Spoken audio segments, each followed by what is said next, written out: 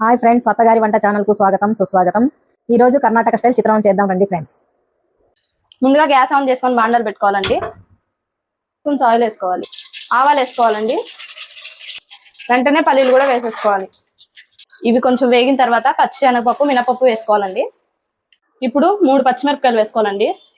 ఇప్పుడు వెంటనే ఇవి వేగిన తర్వాత ఉల్లిపాయలు వేసుకోవాలండి. తగినంత ఉప్పు వేసుకోవాలండి. పసుపు కొంచెం. ఇవి వేసుకున్న తర్వాత బాగా కలుపుకోవాలండి. ఈ ఉల్లిపాయ గోల్డెన్ కలర్ లో రావాలండి, అప్పుడు దాకా ఫ్రై చేసుకోవాలి. ఇప్పుడు గోల్డెన్ కలర్ వచ్చిన తర్వాత కొంచెం కరివేపాకు వేసుకోవాలండి. ఇప్పుడు తురిమి పెట్టుకున్న పచ్చి కొబ్బరి వేసుకొని కలుపుకోవాలండి.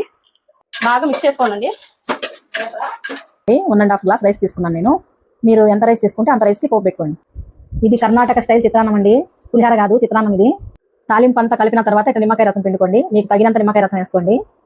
చూసారు కదా ఫ్రెండ్స్, మన రుచికరమైన ఎమ్మిగా ఉంటుంది చిత్రాన్నం రెడీ అయిపోయిందండి. మా వీడియో మీకు నచ్చినట్లయితే లైక్ చేయండి. ఇలాంటి మరిన్ని వీడియోల కోసం మా ఛానల్ ని సబ్స్క్రైబ్ చేసుకోండి. మీరు చేసుకుని ఎలా వచ్చినా మాకు కామెంట్ చేసేయండి. Bye friends.